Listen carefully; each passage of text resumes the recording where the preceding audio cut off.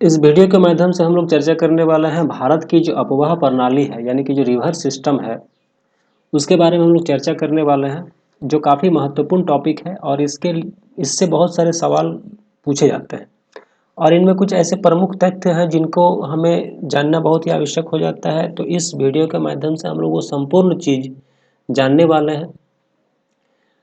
इसमें हम देखने वाले हैं कि किस प्रकार मैप के दृष्टिकोण से मतलब मानचित्र के सहायता से भी हम लोग चीज़ों को जानेंगे।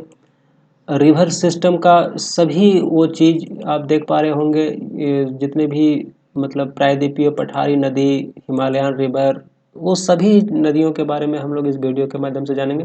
तो अंत तक बने रहें और इस वीडियो में जितने भी बातें मैंने बताई हैं वो सभी आपके परीक्षा के दृष्टिकोण से काफ़ी महत्वपूर्ण रहने वाला है। और ये नदियों से जुड़ा हुआ हर एक चीज़, इस हर एक बिंदु, हर एक टॉपिक को मैंने इस वीडियो में ऐड किया है। इसमें हम लोग जानने वाले हैं river system, types of river, Himalayan river, peninsular river. तो ये पार्ट 1 होगा। पार्ट 2 मैं दूसरा एक वीडियो बनाऊंगा। इस मतलब अगर हम बात करें नदियों को, तो नदियों को मुख्य रूप से दो भाग में बांटा गया है। एक हो गया हिमालयन रिवर यानी कि हिमालय की नदी, और एक हो गया प्रायद्वीपीय पठारी नदी। तो इस वीडियो के माध्यम से हम लोग आज सिर्फ हिमालयन रिवर के बारे में जानेंगे। जो 3 नदियों के बारे में हम लोग देखते हैं वो मुख्य रूप से है। तो आइए सबसे पहले हम लोग जान लेते हैं कि हिमालय की जो नदियां हैं, हिमालय की नदियों को 3 भागों में बांटा गया है। सिंधु नदी तंत्र, जिसे हम लोग इंदस रिवर सिस्टम कहते हैं। उसके बाद गंगा नदी तंत्र और ब्रह्मपुत्र नदी तंत्र, यानी कि ब्रह्मपुत्र, गंगा और इंदस, ये तीनों जो नदी है ये मुख्य रूप से हिमालयन रिवर कहलाते हैं। सिंधु नदी तंत्र के बारे में हम लोग जान लेते हैं, जो इसमें मुख्य सवाल पूछे जाते हैं, आप स्क्रीन में भी देख पा रहे होंगे। इसके अलावा जो कुछ मुख्य तत्व है मैं आप लोगों को बता रहा हूँ।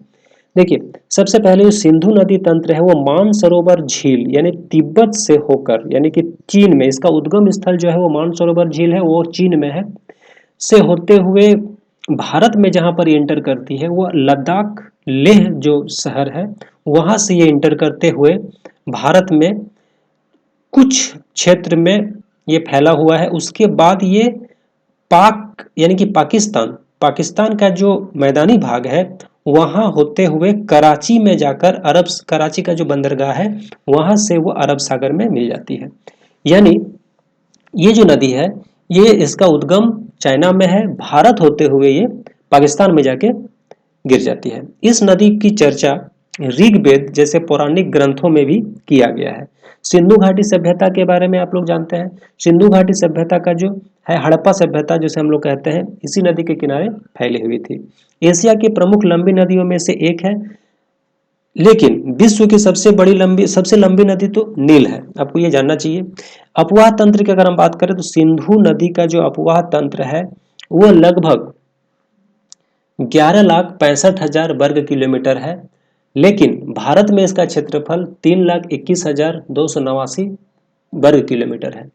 इसकी कुल लंबाई 2,880 किलोमीटर है और भारत में इसकी लंबाई मात्र 1,114 किलोमीटर है। यहाँ पर बहुत कन्फ्यूजन आ जाता है गंगा नदी में और सिंधु नदी में। ऐसे देखा जाए सिंधु नदी लंबी तो है, लेकिन भारत में बहने वाली सबसे लंबी नदी में गंगा आती है, क्योंकि ये जो है वो भारत में मात्र 1,114 किलोमीटर ही इसका विस्तार है। भारत में ये हिमालय की नदियों में सबसे पश्चिमी नदी है। बाकी जो गंगा है और ब्रह्मपुत्र है वो पूर्वी नदी है। ये इसका उद्गम तिब्बती में, ये तो मैंने बता ही दिया। पाकिस्तान की सबसे लंबी नदी है और विश्व की 21वीं सबसे बड़ी लंबी नदी है। नील नदी से दुगना पानी ये रखती है। पानी के दृष्टिकोण से ये अच्छा खासा है। इसका जो पानी है वो लगभग 243 क्यूबिक किलोमीटर पानी इसका है। लार्जेस्ट, देखिए नदी में दो टर्म्स आता है, एक टर्म्स आता है कि लंबी और एक होता है उसका अपवाह क्षेत्र। तो अपवाह क्षेत्र के दृष्टिकोण से ये काफी बड़ी है, लेकिन लंबा का अगर हम बात करें तो लंबा में नील नदी है। रिवर सिस्टम के बारे में हम लोग आज पढ़ रहे हैं, तो सिंधु नदी के बारे में हम लोग और कुछ जानते हैं। तो इसकी जो सहायक नदी है, जो सहायक नदी हम लोग देखेंगे तो सहायक नदी में इसका मुख्य रूप से सतलज, ब्यास, चेनाब, झेलम और रावी है। याद रखें, सतलज, ब्यास, चेनाब, झेलम, रावी। सिंधु नदी की सहायक नदी सतलज, ब्यास, चेनाब, झेलम और रावी। सतलज के बारे में हम लोग, सतलज जो है वो उसका भी जो उद्गम है वो राक्षस लेक जो तिब्बत में है। और सतलज में एग्जाम के दृष्टिकोण से ये काफी महत्वपूर्ण है, सतलज नदी के ऊपर भाखड़ा नांगल डैम बनाया गया है पंजाब में। दूसरी जो सबसे बड़ी लंबी नदी है वो है ब्यास, सहायक नदी में, जो सतलज में जाकर मिल जाती है। यानी इसका जो अपवाह है वो भारत में ही इसका शुरू होता है और भारत में ही सतलज में मिल जाती है। इसका उद्गम हिमाचल प्रदेश का रोहतांग कुल्लू से इसका उद्गम होता है। चेनाब, चेनाब का जो उद्गम है वो भी हिमाचल प्रदेश का बारालाचा, याद रखें बारालाचा। और सबसे बड़ी नदी जो है सहायक नदी में, सिंधु नदी की सबसे बड़ी सहायक नदी चेनाब है। इस नदी के ऊपर दूलहस्ती परियोजना बनाया गया है। इसके अलावा कुछ और मुख्य बिंदु आप स्क्रीन में देख पा रहे होंगे और जो स्क्रीन में नहीं है वो मैं यहां पर बता रहा हूं। झेलम, झेलम जो है वो कश्मीर का बेरीनाग में इसका उद्गम स्थान है। इसी में बुलर लेक है और तुलबुल परियोजना इसी नदी के ऊपर बनाया गया है। ये जो परियोजना है, परियोजना के बारे में मैंने एक अलग से वीडियो बना के रखा है, आप उसको भी जाके देख सकते हैं। लेकिन आप यहाँ पर इस शॉर्टकट तरीके से भी इसको याद रख सकते हैं। झेलम नदी में ही तुलबुल परियोजना है और सतलज नदी में भाखड़ा नांगल डैम बना हुआ है। उसके बाद एक और नदी है रावी नदी, जो हिमाचल प्रदेश के रोहतांग कुल्लू में इसका उद्गम है। और इस तरह से ये पांच जो नदी हैं, ये पांचों नदी सिंधु नदी के सहायक नदी है। अन्य कुछ सहायक नदी और भी है, जैसे कि जस्कर जो लद्दाख में जिसका उद्गम होता है जस्करी दर्रा से। श्योक, श्योक का ही एक सहायक नदी है नुब्रा। गिलगिट में हुंजा। इस तरह से ये प्रमुख सहायक नदियां हैं। एक और टर्म आता है पंचनद, जो पांच नदी एक साथ मिलकर बहती है। वो जो स्थान है उस स्थान को हम लोग मिठानकोट कहते हैं। एक और टर्म आता है सिंधु जल समझौता। सिंधु जल समझौता जो हुआ था वह पंडित जवाहरलाल नेहरू के शासनकाल में हुआ था, जिसमें ये समझौता हुआ था कि रावी, ब्यास और सतलज का जो पानी है उसको, और झेलम, चिनाब और सिंधु का जो पानी है उसको, उसमें जो रावी, ब्यास और सतलज है इसका जो 80% पानी है वो भारत प्रयोग करेगा और झेलम, चिनाब, सिंधु जो है उसका 80% पानी पाकिस्तान प्रयोग करेगा। यह समझौता हुआ था। तो ये सिंधु नदी के बारे में हम लोग जाने। उसके बाद हम लोग बात करेंगे गंगा नदी का। तो गंगा नदी का जो उद्गम स्थान है वो उत्तराखंड है। उत्तराखंड में इसका उद्गम होते हुए ये उत्तर प्रदेश, पश्चिम बंगाल, बिहार, झारखंड होते हुए बांग्लादेश में प्रवेश कर जाती है। बांग्लादेश में इस नदी को पद्मा कहा जाता है। इसकी जो प्रमुख सहायक नदी है वो है यमुना। और यमुना जो है वो सबसे बड़ी सहायक नदी है। इसका भी उत्तराखंड में इसका उद्गम होता है यमुनोत्री ग्लेशियर से। यमुना की सहायक नदी में केन, चंबल और बेतवा है। और गंगा नदी का नाम गंगा नदी पड़ा है जब वो भागीरथी और अलकनंदा दो नदी एक साथ मिल जाती है, तब उसका नाम गंगा नदी पड़ता है।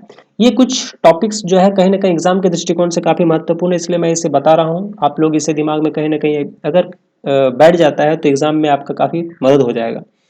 गंगा प्लस ब्रह्मपुत्र जब मिल जाती है तो उस नदी को मेघना नदी कहते हैं, जिसको हम लोग बांग्लादेश में कहते हैं। और इस तरह से गंगा की जो प्रमुख सहायक नदी है, इसके अलावा यमुना के अलावा घाघरा है, गंडक है, कोसी है, सोन है। आगे हम लोग देखेंगे मानचित्र में भी कुछ ऐसे भी नदियों हैं, मानचित्र के सहायता से भी हम लोग देख लेंगे। सबसे पहले कुछ और जो मेन जो टॉपिक है उसको हम लोग देख लेते हैं। और इस तरह से आप देख पा रहे होंगे, मैंने इसमें बताया है, स्क्रीन में आप इसको देखिए कि अंत में दक्षिण मुखी होकर दो जल वितरकों में भागीरथी और पद्मा विभाजित हो जाती है। इस नदी की लंबाई लगभग, गंगा नदी की लंबाई 2525 किलोमीटर है। उत्तराखंड में 110 किलोमीटर, उत्तर प्रदेश में 1450 किलोमीटर और बिहार में 445 किलोमीटर, पश्चिम बंगाल में 500 किलोमीटर मार्ग तय करती है। और गंगा द्रोणी केवल भारत में लगभग 8.6 लाख वर्ग किलोमीटर क्षेत्र में फैली हुई है। भारत की सबसे बड़ा अपवाह तंत्र है जिससे उत्तर में हिमालय से निकलने वाली 12 और अनित्यवाही नदियां, दक्षिण में प्रायद्वीप से निकलने वाली अनित्यवाही नदियां शामिल हैं। इसका मतलब है कि गंगा नदी में बहुत सारे सहायक नदी, 12 मासी नदी मिलती है, जो कुछ उत्तर से भी आती है और कुछ प्रायद्वीपीय पठारी नदी जो दक्षिण से आती है, वो सब नदी कहीं ना कहीं गंगा नदी में मिल जाने के कारण गंगा नदी का जो अपवाह तंत्र है काफी बड़ा हो जाता है, विस्तृत हो जाता है। तो इसके बाद हम लोग देख लेते हैं, इसमें आप देख पा रहे हैं नमामि गंगा के बारे में कुछ जानकारी है, आप इसको भी देख सकते हैं। फिर हम लोग बात करते हैं ब्रह्मपुत्र नदी का। कुछ ऐसे और भी टॉपिक्स हैं जो आप इसको देख सकते हैं, आप इसका स्क्रीनशॉट ले सकते हैं। फिर हम लोग बात करते हैं ब्रह्मपुत्र नदी का। ब्रह्मपुत्र नदी का जो उद्गम है वो तिब्बत में है। तिब्बत में इसे सांगपो नदी कहते हैं। इसकी कुल लंबाई 2900 किलोमीटर है, जबकि भारत में मात्र 915 किलोमीटर ही इसका अपवाह तंत्र है। भारत में अरुणाचल प्रदेश प्रवेश करती है और असम होते हुए बांग्लादेश में चली जाती है। बांग्लादेश में ब्रह्मपुत्र नदी को जमुना नदी कहते हैं। और ये जो गंगा और ब्रह्मपुत्र जब दोनों एक साथ बांग्लादेश में प्रवेश करती है, उसके पहले ये दोनों नदी मिलकर एक डेल्टा का निर्माण करती है। डेल्टा क्या होता है? जो मिट्टी का जो टीला होता है, जो काफी उपजाऊ होता है, वो टीला को हम लोग डेल्टा कहते हैं, और इस टीला को सुंदरबन कहा जाता है। और ये सुंदरबन का जो डेल्टा है, ये गंगा और ब्रह्मपुत्र दोनों मिलकर बनाती है बांग्लादेश में, उसके पहले, बांग्लादेश के पहले ही, और फिर वो जाकर बंगाल की खाड़ी में गिर जाती है। सिंधु नदी एकमात्र ऐसी नदी है, हिमालयन रिवर, जो जाके अरब सागर में गिरती है, जबकि ये बाकी जो दो नदियां हैं, गंगा और ब्रह्मपुत्र, ये बंगाल की खाड़ी में जाके गिर जाती है। ब्रह्मपुत्र नदी का जो सहायक नदी है वह दिहांग, तीस्ता, लोहित और मानस है। और कुछ जो इंपॉर्टेंट जो बिंदु है, गंगा नदी की लंबाई 2525 किलोमीटर है, जो क्रमशः उत्तराखंड में 110 किलोमीटर, उत्तर प्रदेश में 1450 किलोमीटर, बिहार में 445 किलोमीटर और पश्चिम बंगाल में 520 किलोमीटर मार्ग तय करती है। इसका मतलब है उत्तर प्रदेश में सबसे ज्यादा ये मार्ग तय करती है। भारत में बहने वाली सबसे लंबी और पवित्र नदी गंगा नदी है। चेनाब, चेनाब का नदी चंद्र और भागा मिलकर बनी है, जो हिमालय प्रदेश में केलांग के निकट से तांडी में आपस में मिली है, दो नदी। सतलज नदी राक्षस ताल यानी कि 4000 मीटर, जो लागचेन खंबाब के नाम से जाना जाता है, जो भारत में प्रवेश करने से पहले 400 किलोमीटर समानांतर सिंधु के साथ बहती है। रामगंगा नदी गैरसैंण के निकट गढ़वाल पहाड़ी से निकलकर शिवलिक को पार कर कन्नौज के निकट गंगा नदी में मिल जाती है। ब्रह्मपुत्र नदी को बांग्लादेश और बंगाल विवाद में, ब्रह्मपुत्र नदी में बांग्लादेश और पश्चिम बंगाल का सरकार के बीच में विवाद है जल को लेकर। अपवाह द्रोणी किसे कहते हैं? अपवाह द्रोणी मतलब होता है एक नदी एवं उसके सहायक नदी द्वारा अपवाहित क्षेत्र को हम लोग अपवाह द्रोणी कहते हैं। जल विभाजक, एक अपवाह द्रोणी को दूसरे से अलग करने वाले जो सीमा होते हैं उसे जल विभाजक कहते हैं। नर्मदा और तापी नदी को छोड़कर सभी बंगाल की खाड़ी में जल विसर्जन करती है, मुख्य रूप से जितने भी प्रायद्वीपीय नदी है। प्रायद्वीपीय नदी के बारे में अगले वीडियो में चर्चा करने वाला हूँ। यहाँ पर सिर्फ मैंने बात किया है हिमालयन रिवर, क्योंकि नदियों के बारे में अगर हम जानना है, डिटेल्स में जानना है, तो काफी लंबा वीडियो हो जाएगा, इसलिए मैंने इसको 2 भाग में बनाया है। कोसी नदी बिहार का शोक कहा जाता है, क्योंकि ये मार्ग बदलने में माहिर होता है। हुगली जो है गंगा नदी का एक भाग है, जो पश्चिम बंगाल कोलकाता में प्रवेश करती है। घाघरा नदी माप चाचुंग हिमनद से निकलती है। ये जो है टॉपिक जो है वो आपको याद करने लायक है, क्योंकि ये परीक्षा में ऐसे ही क्वेश्चन पूछे जाते हैं। गंडक नदी जो है काली गंडक और त्रिशूल गंगा से के मिलने से बनती है, जो नेपाल के हिमालय धौलागिरी व एवरेस्ट के बीच निकलकर चंपारण गंगा में गंगा मैदान में प्रवेश कर सोनपुर में गंगा में मिल जाती है। तो ये कुछ मैंने बताया है। आप यहाँ पर इस मैप में देखिए, मैप में मैं आपको बता रहा हूँ, ये जो जितने भी मैंने अभी तक बताया, ये सिंधु नदी है। आप देख पा रहे होंगे सिंधु नदी इस तरह से कहीं ना कहीं यहाँ पर आपका, यहाँ इसका जो उद्गम स्थान है, उद्गम स्थान यहाँ से होते हुए यहाँ पर आने के बाद ये जो है गिलगित बल्तिस्तान से होते हुए ये कहीं ना कहीं यहाँ से जस्ट यू टर्न लेती है। ये यू टर्न लेकर ये सीधे यहाँ यानी कि पाकिस्तान में बहते हुए यहाँ कराची का जो बंदरगाह है वहाँ से होते हुए अरब सागर में मिल जाती है। और ये जो नदियाँ हैं यानी कि झेलम नदी, चेनाब नदी, रावी नदी और सतलज नदी, ये चारों नदी जो है, इसका जिक्र कहीं ना कहीं सभ्यता जो हम लोग देखते हैं सिंधु घाटी सभ्यता में, यहाँ पर भी इनका नाम कुछ अलग अलग है, जैसे कि बितस्ता है, शतरुदी है, सतलज को शतरुदी कहा गया है। ऐसे कुछ नदियों के नाम उस समय भी थे जो सिंधु घाटी सभ्यता के दौरान हम लोग देखते हैं। ये सभी नदी जो है जाकर सिंधु घाटी में यहाँ पर मिल जाती है और फिर जाके ये अरब सागर में मिल जाती है। यही कारण है कि ये सिंधु नदी का जो अपवाह तंत्र है काफ़ी बड़ा हो जाता है, क्योंकि ये चार जो नदियाँ हैं जिसका उद्गम जो है वो काफ़ी मतलब भारत में ही है, लेकिन काफ़ी लंबी और बड़ी नदी है। तो इस तरह से हम लोग इसमें हम लोग अगर देखेंगे तो हमें याद हो जाते हैं चीज़ें चीज़ें याद करना ज़रूरी है। और ये देखिए, अगर हम सिर्फ मैप के सहायता से हम देखेंगे तो चीज़ें याद हो जाती हैं। तो यहाँ पर अब आपको याद रखने का जो चीज़ है ये जो सहायक नदी है, सहायक नदियों का जो उद्गम स्थान है। उसके बाद हम लोग देख लेंगे गंगा नदी। गंगा नदी आप यहाँ से देख रहे हैं, इसका भी उद्गम कहीं ना कहीं उत्तराखंड का गंगोत्री से है। और ऐसे करके ये जो नदियाँ हैं ये पश्चिमी है, और लेकिन ये पूर्वी है, पूर्वी नदी है। ये ब्रह्मपुत्रा भी है, ये पूर्व ब्रह्मपुत्रा आप देख पा रहे होंगे, तिब्बत में इसको सांगपो कहते हैं। तो ये नदियों के बारे में आप इस वीडियो को अगर अच्छे से देखें तो काफ़ी समझ हो जाएगा नदियों के बारे में। देखिए यहाँ पर हम लोग देखेंगे भारत की मुख्य नदियाँ। मुख्य नदियाँ मतलब हो गया यहाँ पर प्रायद्वीपीय नदियाँ। प्रायद्वीपीय नदी का हम लोग यहाँ से यहाँ भाग ऐसे करके हम इसको ये कर सकते हैं, विभाजित कर सकते हैं। ये जो बीच में अगर हम देखेंगे, ये जो कर्क रेखा है, कर्क रेखा के जो नीचे हम अगर बात करें तो कर्क रेखा के नीचे का जो भाग हो गया वो प्रायद्वीपीय नदी में आता है, और कर्क रेखा के ऊपर वाला जो भाग है ये कहीं ना कहीं हिमालयन रिवर में आता है। तो हिमालयन रिवर सिंधु नदी हो गया यहीं पर आप, और जो इसके सहायक नदी आप इसको देख पा रहे होंगे। यहाँ से आप देखिए गंगा नदी है, और गंगा नदी में जितने भी नदी मिल रहा है आप इसको अगर अच्छे से देखोगे तो आपको समझ में आ जाएगा। ये यमुना नदी है, यमुना नदी की ये जो है चेनाब, सिंध नदी, ये जो बेतवा नदी है, जो ये यमुना का सहायक नदी है। और बाद में यमुना फिर पुनः जाकर गंगा नदी में मिल जाती है, इसलिए यमुना नदी भी कहीं ना कहीं सहायक नदी में ही आता है। और आप देख रहे हैं घाघरा नदी, गंडक नदी, कोसी नदी, ये कहीं ना कहीं बाद में सब मिलकर यहाँ से ये ब्रह्मपुत्र नदी ऐसी करके आ रही है असम होते हुए, दोनों फिर आकर बांग्लादेश के बाद यहाँ पर जाके कहीं ना कहीं मिल जाती है। तो ये जब ब्रह्मपुत्र और गंगा नदी जब मिल जाती है तो इसे हम लोग मेघना कहते हैं, जो बांग्लादेश में पड़ता है। और बांग्लादेश में ब्रह्मपुत्र नदी को जमुना कहते हैं, यमुना नहीं, जमुना। तो मुझे उम्मीद है कि इस वीडियो के माध्यम से आप लोगों को नदियों के बारे में काफ़ी हद तक जानकारी प्राप्त हुई होगी। तो अगर जानकारी प्राप्त हुई है और अगर आपको प्रायद्वीपीय पठारी नदी के बारे में जानना है तो आप इस वीडियो में बने रहें। इस वीडियो के बाद जो दूसरा वीडियो होगा नदियों का पार्ट 2, इसमें मैं प्रायद्वीपीय पठारी नदी के बारे में बात करने वाला हूं।